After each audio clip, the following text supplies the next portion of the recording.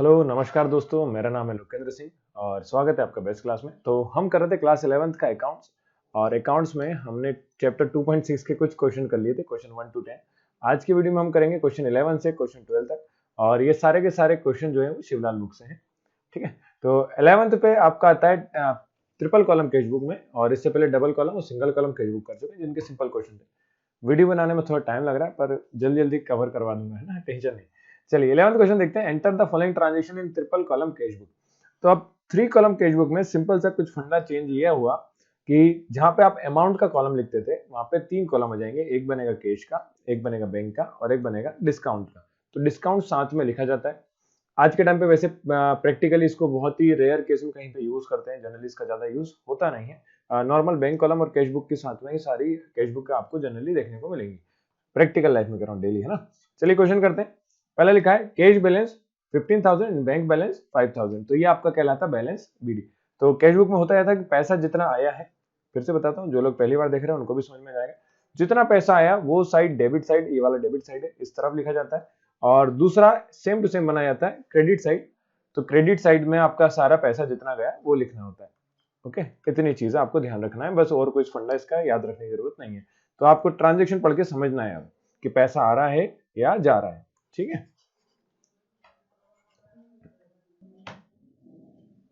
मैं आपको केवल ये 11th और 12th क्वेश्चन ही करवाऊंगा, ध्यान रखें।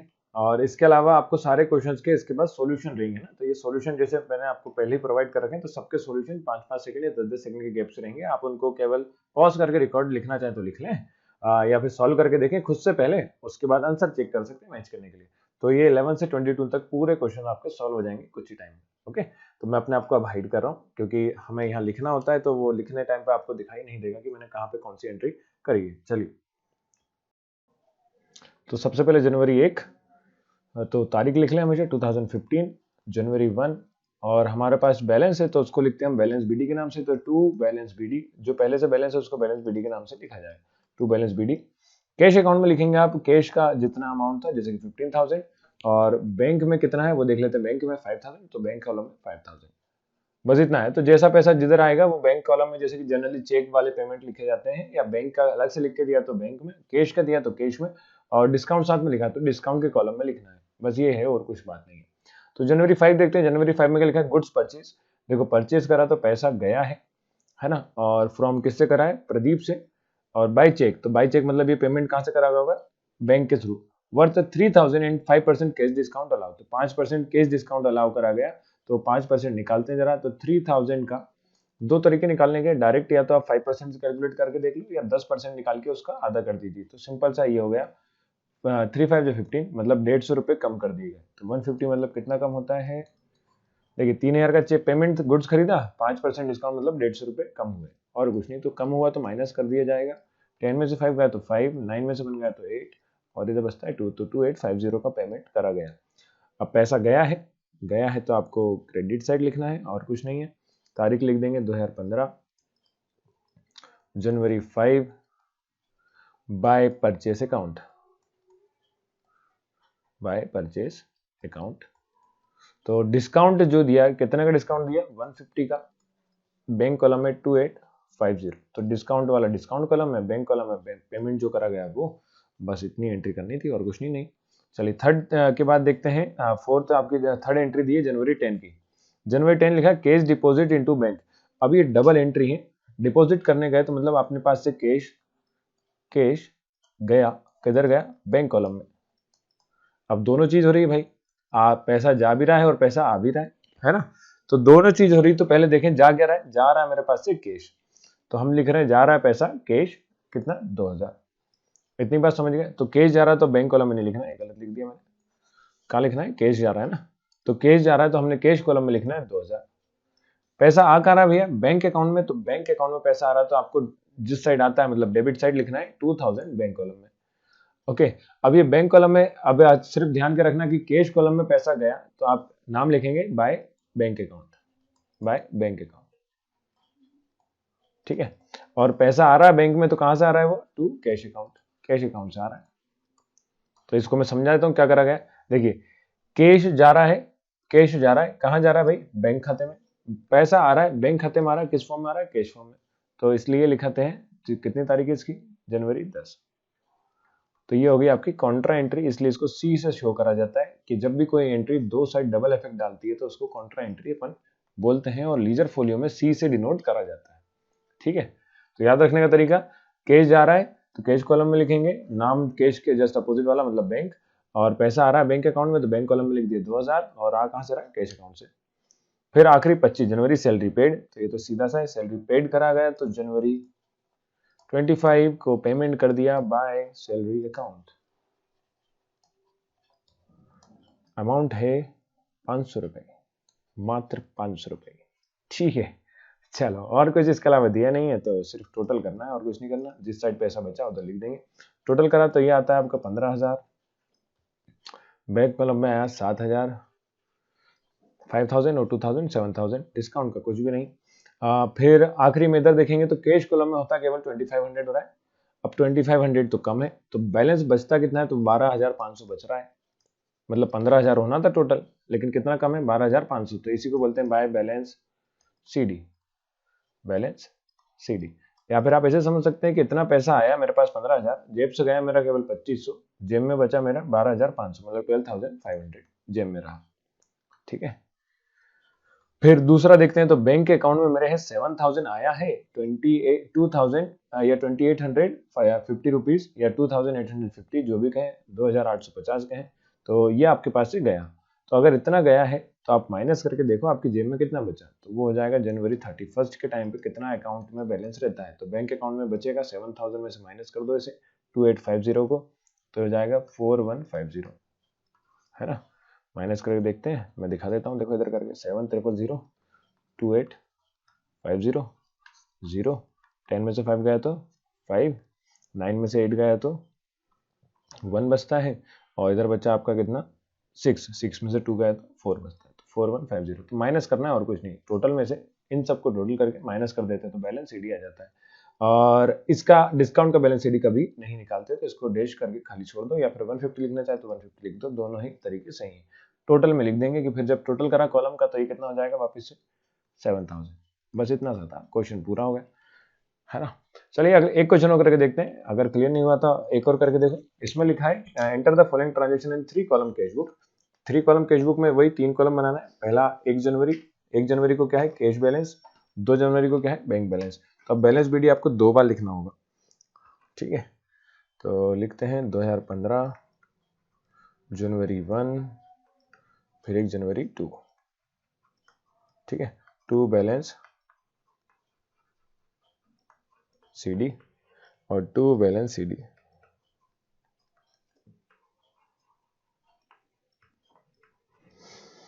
अब कैश बैलेंस कितना है आपका 15,000, बैंक बैलेंस है आपका 12,000, तो कैश बैलेंस लिख दिया हमने 15,000, और बैंक बैलेंस तो बैंक कॉलम है 12,000, ठीक है।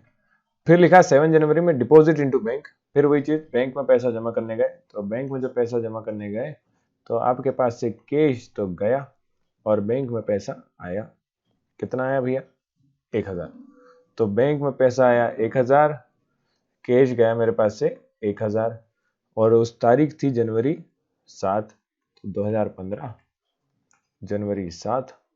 अब याद रखने का तरीका बताया, कैश कॉलम में तो कहां से गया होगा पैसा, बाय बैंक अकाउंट, कहाँ गया पैसा, बाय बैंक अकाउंट, तो बैंक अकाउंट में गया, फिर पैसा आ गया इधर आया बैंक खाते में आया है, तो 2 कहां से आया, 2 कैश अकाउंट से आया, ठीक है, जनवरी 7 लिख देंगे। अब ये एक ही एंट्री 2 बार लिखी गई है, तो इसको हम कॉन्ट्रा एंट्री मतलब सी से लीजर फोलियो में सी लिख देते हैं, कॉन्ट्रा का सी, बस हो गया एंट्री। 15 जनवरी देखो check receive from Rakesh, Rakesh से पैसा रिसीव हुआ, चेक रिसीव हुआ तो पैसा आया, तो लिखेंगे टू राकेश अकाउंट, ठीक है। और राकेश अकाउंट है तो आपको लिखना होगा जनवरी 15 कितना आया, तो राकेश से 975 आया, डिस्काउंट 25 दिया है, तो डिस्काउंट कॉलम में लिखेंगे 25, और चेक आया तो 975, है ना। चेक रिसीव्ड फ्रॉम, रिसीव्ड मतलब पैसा रिसीव्ड हो गया, तो ये आपका किस में आएगा भाई, बैंक अकाउंट में नहीं आएगा, ये आएगा आपके किस में, कैश अकाउंट में। रिसीव्ड हो गया, डिपॉजिट करते तो अलग ही बात थी, तो अभी कैश के फॉर्म में आया है, आया रिसीव हुआ तो कैश के फॉर्म में है ना, तो 975 इसलिए कैश कॉलम में लिखा जाएगा। फिर इसके बाद आपका बचता क्या है वो देखते हैं। इसके बाद अच्छा deposit about cheque into bank. अब बैंक में जब इसको जमा करने गए तो फिर वही इसकी कॉन्ट्रा एंट्री होगी। कॉन्ट्रा एंट्री कैसे कि पैसा आपने कहाँ जमा करा, बैंक खाते में, तो आपके पास से गया कैश, कितना कैश गया 975, आया कितना बैंक खाते में 975। आगे बात समझ में, तो कहाँ गया बाय बैंक अकाउंट, और इस बार तारीख है जो वो है 25 जनवरी, तो जनवरी 25,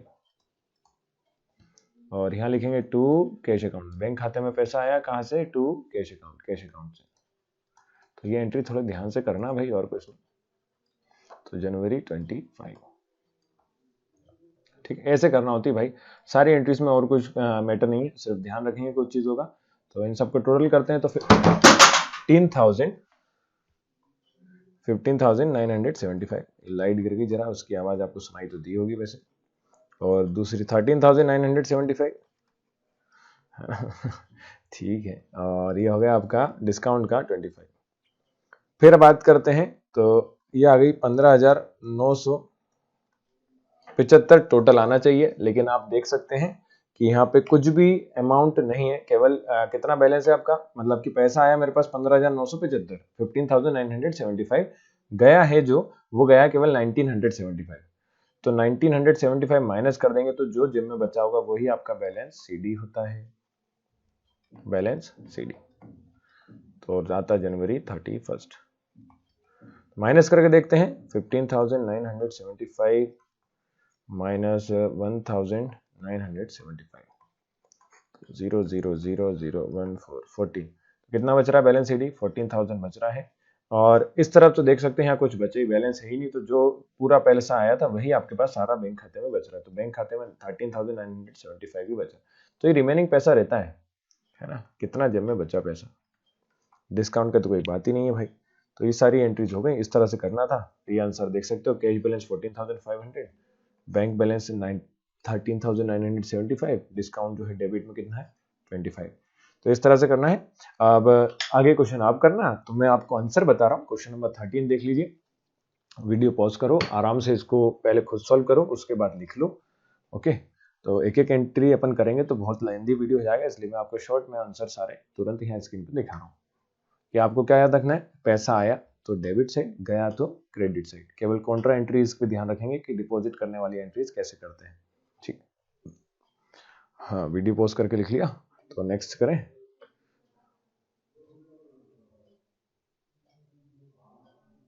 पांच है ना, 14th में देखो बहुत लेंथी क्वेश्चन है। अब एक ही क्वेश्चन में वीडियो जो है बड़ा हो जाएगा, तो इसलिए हम ये रहा आपके सामने सॉल्यूशन के लिए मैं फिर से वही 5-10 सेकंड रुकता हूँ।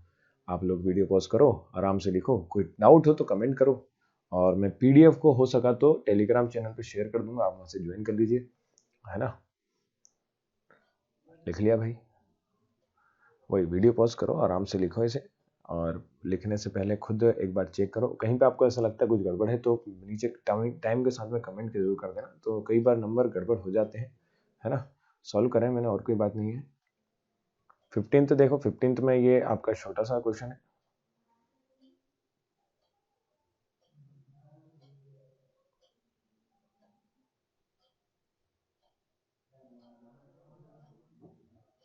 चलो सबने लिख लिया होगा, तो 16th देख लीजिए। 16th में दिया है आपका prepare triple column cash book, ये सारे ट्रिपल कॉलम कैश बुक के हैं। कंदामबिनी के बारे में कोई के दिया है, और इजी है, ज़्यादा दिक्कत नहीं आएगी, टेंशन मत लीजिए। कैश बुक के बाद बस ये चेक हो जाए, इसके बाद अपन नेक्स्ट जो है वो आपका फटाफट ट्रायल बैलेंस के वीडियोस में आपको प्रोवाइड कर दूंगा। कोशिश रहेगी पहले ट्रायल बैलेंस करा दूं, डेप्रिसिएशन करा दूं, उसके बाद लीजर वगैरह जो है वो बहुत ईजी है, तो वो हम कर लेंगे, ठीक है। ये 17th है आपके सामने, 17 आप पहले आपकी बुक में क्वेश्चन देख लेना, यही क्वेश्चन है, उसके अलावा कई बुक में क्वेश्चन क्या है चेंज भी हो सकते हैं, ठीक है। तो ये 17th का सॉल्यूशन है।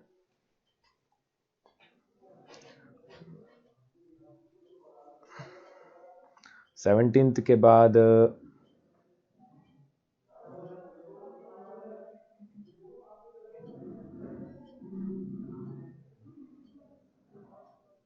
चलो ये 18th क्वेश्चन वही पहले देख लें, कई लोग देखना चाहते हैं तो, और ये सॉल्यूशन रहा उसका 18th का। वैसे ये सभी के लिए काम के हैं, क्योंकि सॉल्यूशन अनसॉल्व्ड क्वेश्चंस हैं, ये अनसॉल्व्ड के हम सॉल्यूशन कर रहे हैं, तो आप लोग इसको आराम से लिख सकते हो, देख सकते हो, इसलिए ज़्यादा अच्छा है और वीडियो भी ज़्यादा लेंदी नहीं होगा ऐसे में, है ना। ठीक, डिस्काउंट वाले कॉलम में डिस्काउंट लिखते हैं, बैंक कॉलम में पैसा जितना भी बैंक से रिलेटेड है वो लिखते हैं, कैश कॉलम में इसके अलावा अदर एंट्रीज जो कैश की है वो लिखते हैं।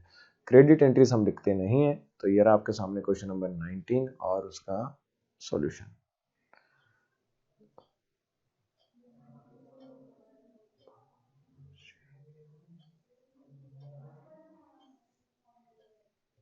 फिर 20 का क्वेश्चन ये रहा, 20 का सॉल्यूशन देख लेते हैं। 20 का सॉल्यूशन थोड़ा सा बड़ा है ना, आराम से, और कहीं डाउट लगे तो आप मुझे बताइए। सॉल्यूशन प्रोवाइड करने से थोड़ा वीडियो क्या हो जाएगा, शॉर्ट हो जाएगा और आपका काम भी हो जाएगा और आप समझ भी लेंगे। समझाया तो वैसे मैंने 11th 12th के ज़रिए समझाया है आपको केवल एक फंडा याद रखना है, क्या कि कैश आया डेबिट, कैश गया क्रेडिट। चलिए ये रहा 21 का आपको अभी ज़रूरत नहीं है, क्योंकि ये कॉलम प्रिपेयर 3 कॉलम तो 20 तक ही करते हैं आज, है ना, 21 नहीं है।